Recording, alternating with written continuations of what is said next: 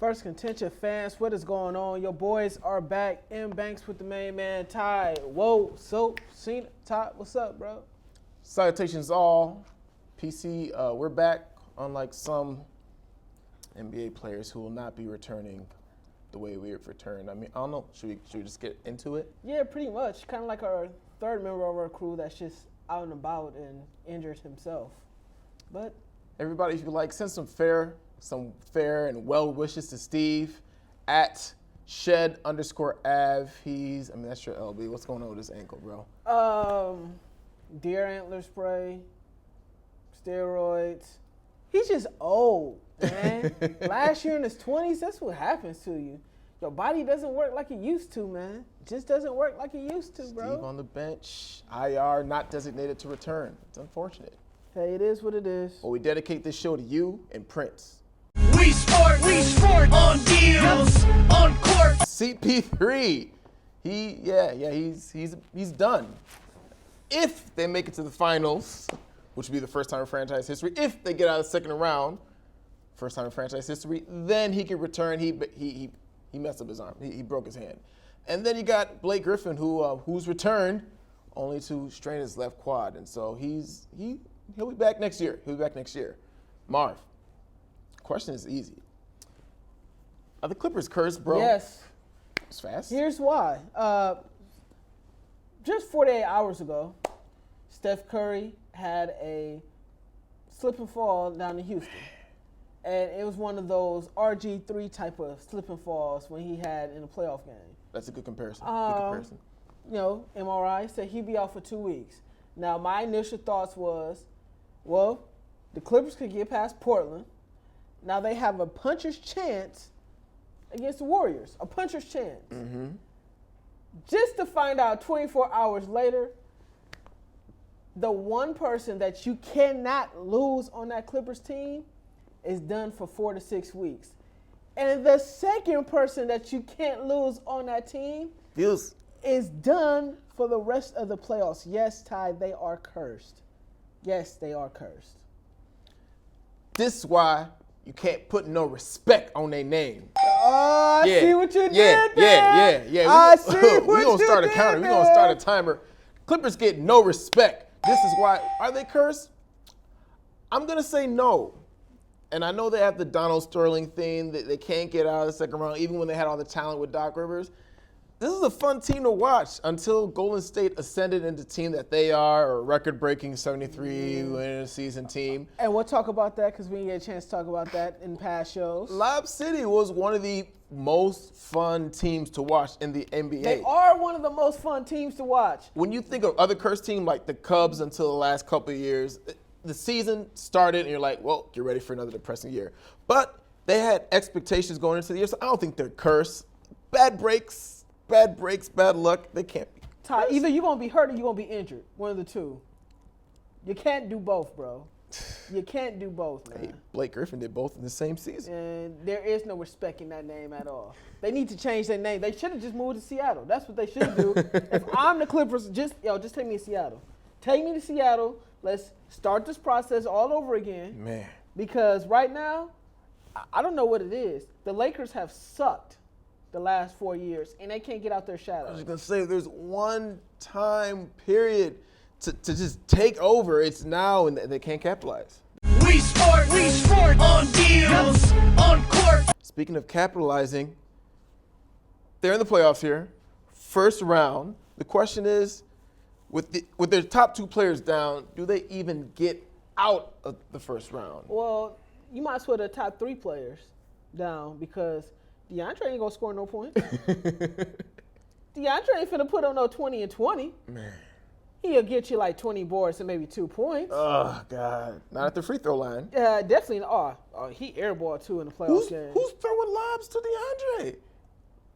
Paulo Prigioni. Meanwhile, on the other side, you got Dame dropping dimes. Yeah, this series is gonna get ugly. This is your chance. This series is gonna get ugly. It's gonna get very, very ugly. Dame was like, man, I gotta play against Chris Paul. Now he's like, man, I get to play against Daddy's son and Pablo Prigioni. Man. Ooh, this series is finna get ugly. Oh man, and I drank the Kool-Aid again, bro. I picked the Clippers to win it all this year for some reason. It's the respect I got for CP3.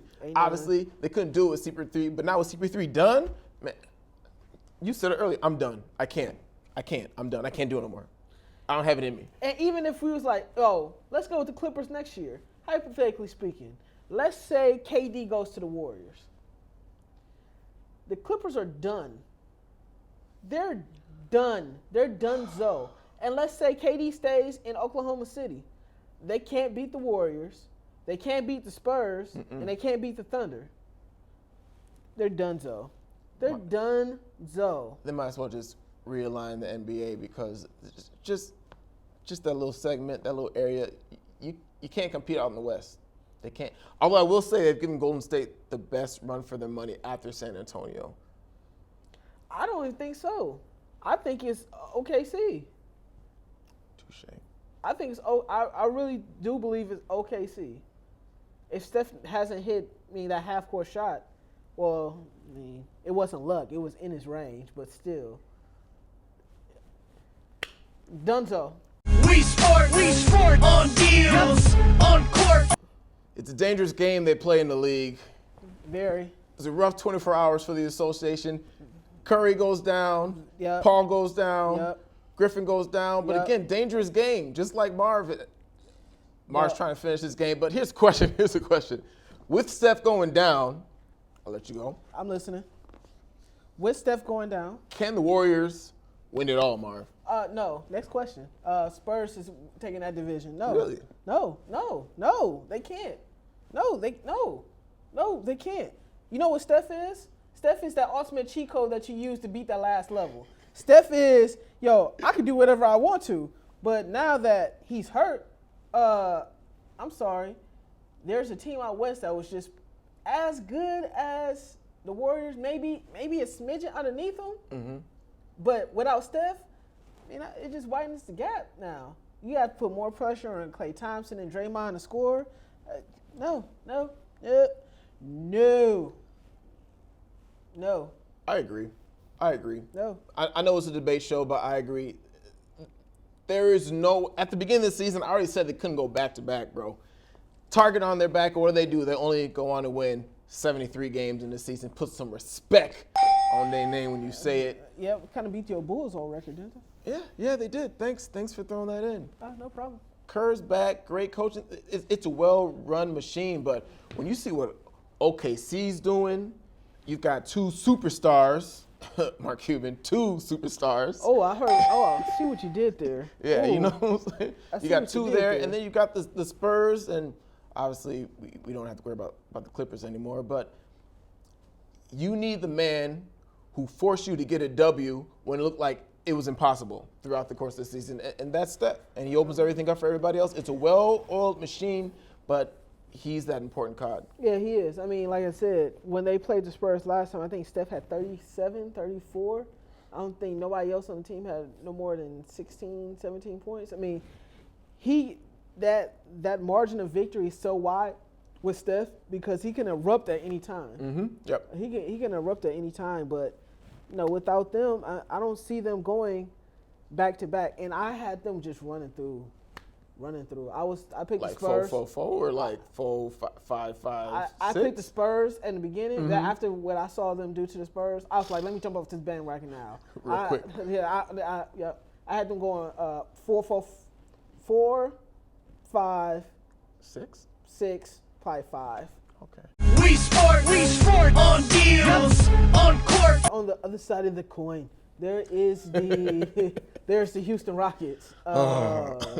Yeah, exactly so.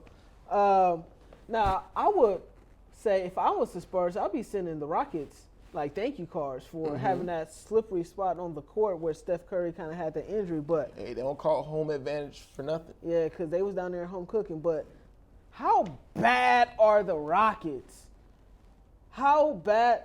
You have, I don't even know if they're even superstars. You have two very talented players on their team. Talented and a half. Top 15, top 20 players. These dudes are horrible. This team is horrible. All they do is shoot threes and get. Hey, I mean, they're just playing the numbers. It worked last season. It did work last season. But what you have in Houston is a motley crew of just random players. Just mix. Oh, Michael Beasley, you the MVP out in China? Come on aboard. But Ty Lawson, come on aboard. Oh, leave. but Josh Smith, come back. But Michael Beasley has been balling. He has been whatever. Hey, he put the ball in the bucket. He has been balling. Whatever he did out in China, he kind of got his head right. Mm-hmm. Maybe he's like, I need some of this NBA money. Maybe some of the massages, loosen Yeah, up a little but bit. he's been balling. But At the end of the day, the Rockets need to just blow this whole thing up. Just blow it all the way up, man. Blow it all the way up. D12 already got 1 foot out the door. He's not even celebrating when James Harden hits game-winning shots. Ooh, that was so bad. And I didn't even have to look at Twitter to see. I watched the game live. I was like, he don't look happy. There was like 3 guys like, eh. You know why? Why? I know why. Because James Harden out here messing up Cancun plans. They had a trip all scheduled for their vacation. Now they got to wait another 3 days. You know how much extra money they got to pay? And especially if you didn't put the insurance in your vacation package too. Ooh. And come on, like 93% of y'all don't buy the insurance. Oh, no. What? No. Curry went down. They won by 1 point. They're awful. They're bad. They was down by like 30. They're They had- awful. They had 21 threes, and Curry only made 1. They're bad. Call Steve Francis. We sport on deals, on court. Well, Ty, stop me if you heard this one before. Tom Brady is suspended for 4 games for a Deflate Gate. Why? It's been going on for 2 years now, Ty. Is it petty? Is it justice? What in the bleep is going on right now? This is insane.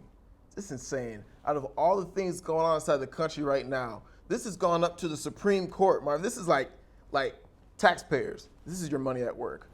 At its finest. Oh, at its finest. We're taking a man to trial depending on how much air was inside of a football. This should be this is unpatriotic, I think.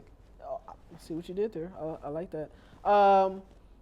Yeah, I just don't know what to say. I mean,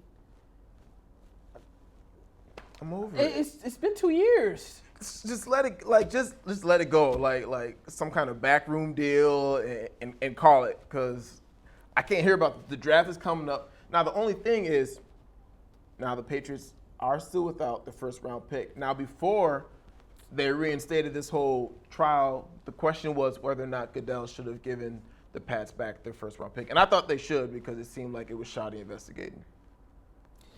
Would you at least say? I mean, when you judge, jury, and executioner, you can do whatever you want to. But That's true. But here's my thing. I know why Brady got suspended for those 4 games, though. Why? Because he's trying to make America great again. You know, hey, somebody said, he likes to associate himself with a certain crowd. But You don't hang around brothers outside of the locker room. hey, when that stuff happens, consequences tend not to die down, man. You got these outcomes. So, I'm not saying anything. I'm not pointing any fingers. All right. I mean, let's get back to the crux, though. Do you believe he should be suspended? I think we've done this before. Do you think he should be suspended? I don't even care at this point in time. I guess so. Yes. Who is their first 4 games? Do they play the Packers' first 4 games? I don't think so. I don't think they play the NFC North. Yeah. No, let them play. Bishop Bullwinkle.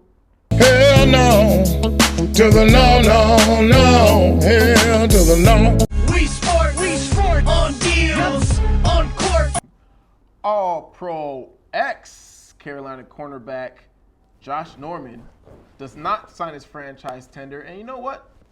Panthers decide, let him walk. A few hours later, well, about 2 days, he is now a cornerback for the Washington professional football team. Marvin, should the Panthers have let Josh Norman go? Let me ask you a better question, Ty. Without Josh Norman, please name the defensive backfield for the Carolina Panthers. Charles Peanut Tillman, Ben Wickery, I don't even know if he even plays for that team. Brandon McCain. It's outside of Tillman, it's a bunch of scrubs. To be honest, Tillman may have only signed a 1-year deal, so I can't name anybody. I think that answers your question right there, Ty. A question with a question. Question with a question. Okay, swerve. Yeah, you know, no, they can't afford. I mean, he's the second best defensive player on that team behind Luke Kuechly. Really? Yeah. More than Thomas Davis? Yeah. What about that D line? Because he locks down that side of the field, and even though some people say he's a cover 3 corner, I will not continue to soil his name like that. Mm-hmm. Man, he put on a phenomenal year. I had him winning Defensive Player of the Year this past year, but somehow it went to J.J. Watt again. But no, Carolina shouldn't let him walk. I think that made their team a lot worse. I think you could pass on Carolina, and we have seen the latter part of last year that you were able to throw on Carolina. Yep. Their justification for letting him go was saying, let's put all the money up front. They've paid Kuechly. They want to pour money into that line. They've got to pay pieces of the offense now. So they're saying, yeah, let's let walk. But what does it come down to? They lost to a team that had 3 solid D-backs. 3, and they could put pressure on the quarterback. So if you can put pressure on the quarterback, but there's no one back there to cover, this day and age, you need at least one stud. Give me at least one stud. And we already saw at the end of games, cats are going on streaks, and they're winning by 3 or by a touchdown. So I think this season's going to look a lot different for the Panthers. But one thing I'm interested in looking at, not only will Norm be going against Dez Bryant twice a year, he'll be going up against ODB twice a year, Odell Beckham Jr. So the rivalry is renewed. Hell yeah, let those punches throw, baby. Let them throw. But yeah, and he got paid $50 million guaranteed. Salute. We sport on deals, on court. And he got paid, but I guess moving forward, 1-year wonder or something more. I want to say that Josh Norman is something more. Coastal Carolina, that's where he went to school, drafted in the 5th round. Not a lot of respect. He had to work to get to where he's at. And he started this season on a tear. 2 pick sixes early. And while he did struggle with the elite receivers, I mean, he did it. He did a decent enough job on Julio. He did what he could with ODB. I think he's something special. But when you get pressure on the quarterback, it's hard to really know whether or not you're the man or not. And here's a cautionary tale for Josh Norman. Now, he got paid $50 million guarantee. You hustling backwards if I'm telling him to. That's how you get respect. For me to tell him not to go get his money. But that system works perfectly for him. Now he's going over to Washington's system. I don't know if that system is going to translate. It's like cautionary tale of one of 90 Ounceworth going from Oakland over to Philly. So it's going to be interesting moving forward if they're going to continue to play that cover 3 system. I will say this. I mean, Washington's defense, it isn't Carolina. Let's say that. That's putting it generous. Yeah. It's not Carolina. A few other corners. I mean, while they weren't on the same level, Byron Maxwell, we saw that kind of worked out. Woo! They labeled him as a system cornerback. Brandon Browner, now back with Legion Boom, another system. Although he did win a ring, he did his thing in New England for a little bit, but New Orleans will just CTE. We'll just forget about that. We'll forget about that. I see what you did there. Yeah. We sport on deals, on court. One of the most exciting moments of the NFL's offseason is right around the corner. That is the NFL draft. Yes. Sidebar, if you haven't seen the Phirst Contention draft combine, feel free to watch it. There's a link somewhere on your screen, I promise. But we're here with Marv. My guy, Marv. No, official. Marv here is going to give you his do's and don'ts of the NFL draft. Before I give you my do's and don'ts, Ty, I know you're a Chicago Bears fan. You love your Chicago Bears. It's in my heart. Yep, it's in your heart. Who would you like to see them draft? We're going to need to go on defense. Okay. So we're drafting 11. Bosa's not going to be there. I've heard of Buckner. I've heard of Floyd. Maybe I'm kind of crazy. Maybe the kind of guy I got love for D-backs. Kendall Fuller, but I think it's too early. I think it's too Okay. early for a Kendall Fuller. Not only is he a good top cornerback, he's the brother of current Chicago Bears cornerback Kyle Fuller. That's his brother. So good bloodlines. But give me someone on defense. I would love to see like a Jalen Smith, the Notre Dame linebacker. But the thing is, we need him to play now. But he was perfectly in the slot. But go defense. Long story short, give me someone on defense. Okay, as a Packer fan, here's who I would not like the Bears to draft. I would not want them to draft Vernon Hargreaves, cornerback out of Florida. Oh, he's fast. I like he him. looks shifty. I like him a lot. I would not like them to draft Leonard Floyd. I don't want that. I would like for them to draft Jack Conklin. Give them an offensive lineman. Taylor Decker. Give them another offensive lineman. Give them somebody else that doesn't have to worry about anything. But let me give you my do's and don'ts. Should I start with the do's or the don'ts first, Ty? Let's go do's. Do's. Here's what you do. Do's. Follow your draft plan. Draft the best person available. Time in and time out, we see all these teams move up to reach for a person. Let the draft play itself out and let the players come to you. Time in and time out, we see great organizations, the Patriots, the Packers, the Ravens. Let all those people come to you and let the players come to you. Now, If I could just interrupt, I don't like the Packers, but it's a good organization. So you're speaking like a true Packer fan. Not everyone has that luxury, Marvin. But they let the players come to them. Okay. They let the players come to them. Dudes, if you see somebody that you do want to get, don't overpay for them. Prime example, the Tennessee Titans just highway robbery. What they did to the St. Louis Rams. Highway Los robbery. Angeles. Oh, excuse me. The LA Rams. Gotta make a splash. Highway robbery. Now, if they did it smartly.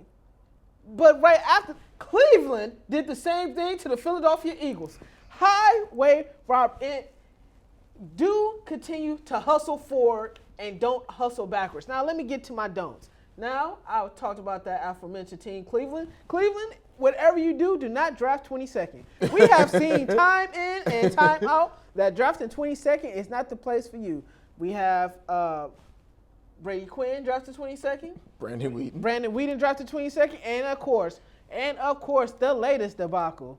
Woo, Johnny Manziel, or Johnny Football, as people like to call them, drafting at 22nd. So, do not draft at 22nd if you're Cleveland. Can I give Cleveland a couple don'ts? Yep, go ahead. Don't listen to a man without a home on the side of the road. Oh, that's one. And just don't draft in the first round. Just get out of the first round. Yeah, get out of Get some more picks because it increases your chances of hitting on at least one of them. Get out the first round. Another one of my don'ts, and this is probably the biggest don't. Don't think that you can build your team just strictly around the quarterback. There's been a lot of question marks around Carson Wentz and Jared Goff that's been coming around this season. And We'll get there.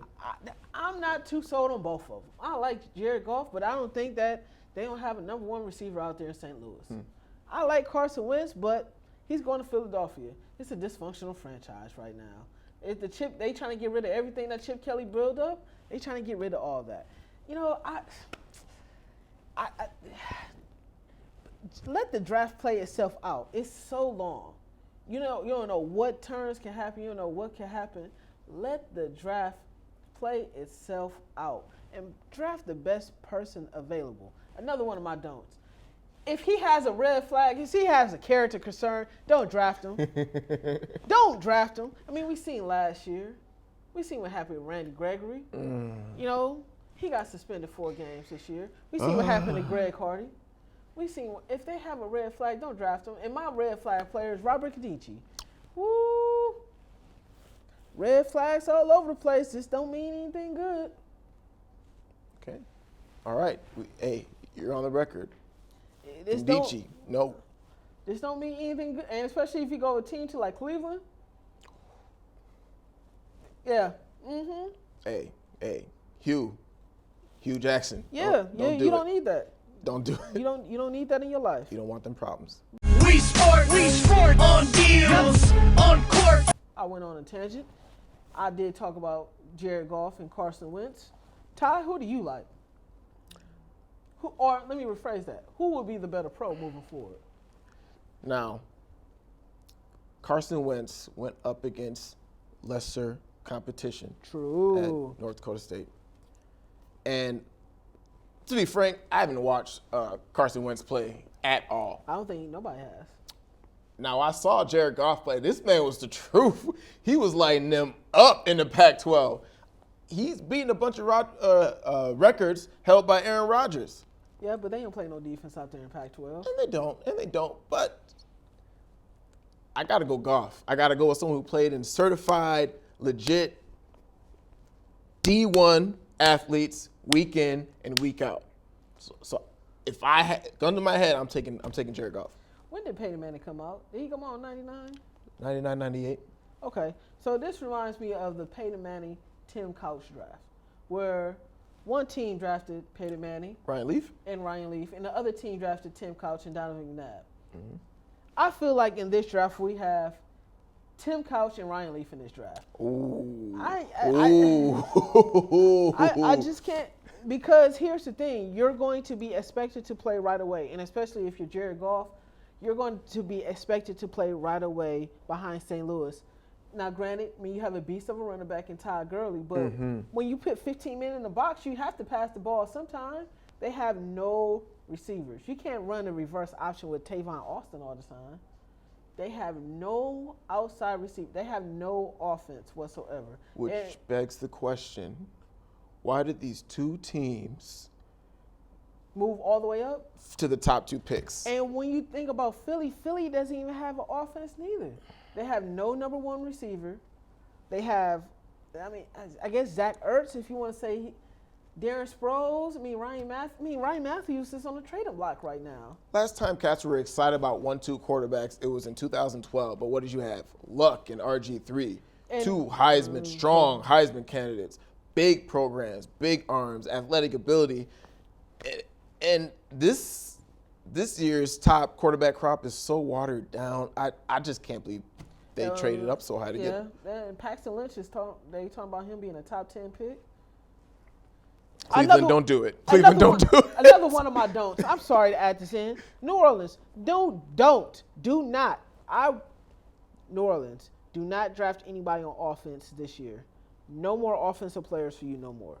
That's fair. Defense. That's fair. Defense. We're going to give you the Chicago Bears strategy. All three levels. You choose. You could go all defense backs, all linebackers, all defense. Trade up to one if you need to.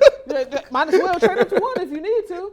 Defense. Just all defense. All defense. We sport on deals, on court. This wraps up another episode of Phirst Contention. But as my man Ty always like to say, do not forget, like the video, like us on Facebook, follow us on Twitter, subscribe to the YouTube channel. All of that good stuff. So this took a lot of work, so y'all do that. Yeah, all of that good stuff. So for Voice of God, for myself, Taiwo Sosina, signing off. Trey's up, baby. Respect.